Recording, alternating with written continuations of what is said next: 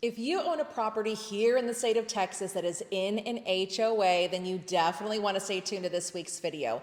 I'm going to go through the recent legislative changes that affect homeowners in an HOA, so stick around.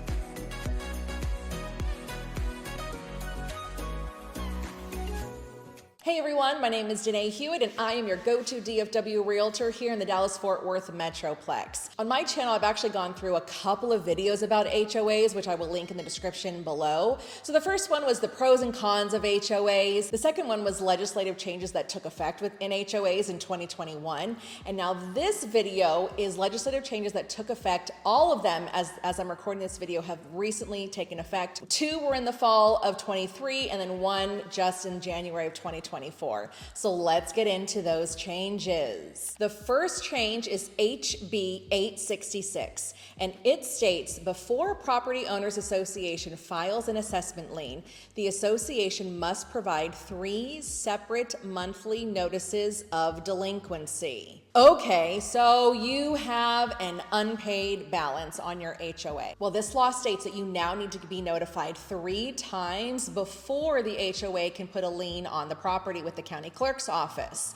So let's talk about those 3 notices. The first one can be sent to you via email or sent to you via regular mail. If the delinquency is not paid, then the HOA can send another notice 30 days after the first notice was sent to you.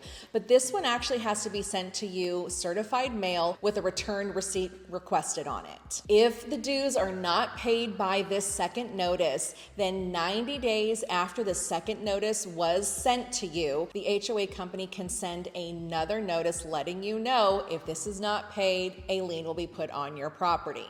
Now, in these notices, the HOA does need to outline 3 things for you. The first one is the amount owed.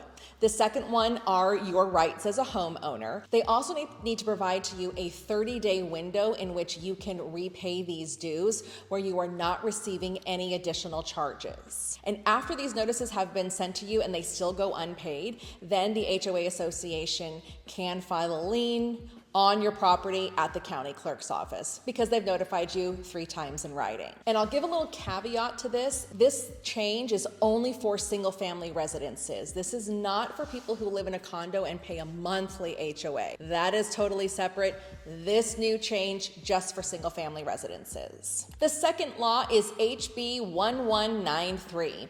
And this states a property owners association may not include or enforce a provision in a dedicatory instrument that prohibits or restricts a property owner from renting a dwelling to a person based on the person's method of payment. Okay, so that was all very lengthy and very verbose.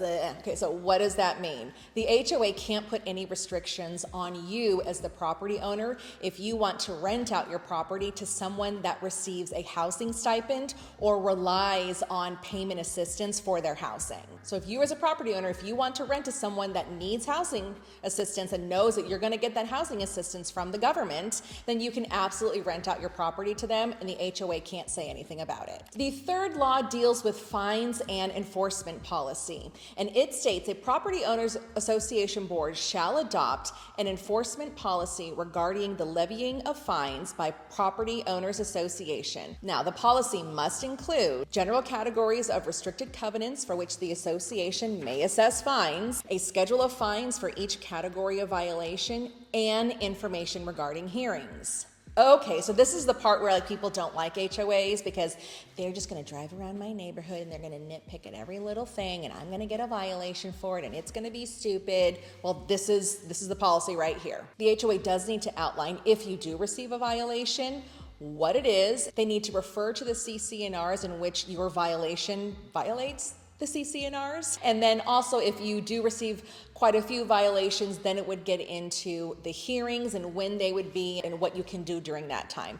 And every property management company is very different with them. So, I can't get into that right now because it's not going to pertain to everybody. So the purpose behind this law is to help with clarity of what violations are in your association so that homeowners aren't like, I got a violation, but I like what for? It really does need to be specific and outline what what it is you would need to change in the property. And this also ensures that communities remain compliant with the overall cohesiveness of the neighborhood and also consistent when it comes to the policies that are in the CC&Rs. And the CC&Rs are something that are delivered to you when you go to purchase a house. They have to be delivered to you within, I believe, 15 days is probably what you should negotiate on a contract, because you're waiting on the property management company to deliver all that information to you. And whenever you're dealing with a third party, it's like we're on their timeline, unfortunately. So probably about 2 weeks once you're under contract on a house, you should be able to receive those restrictions so you know what you can and can't do to your property if you choose to move forward with this house. Let me know in the comments below what you think about these recent changes. I would love to know. Let's start a discussion. And if you are looking for a real estate agent here in the Dallas-Fort Worth Metroplex and you don't have one, well, my contact information is in the description below.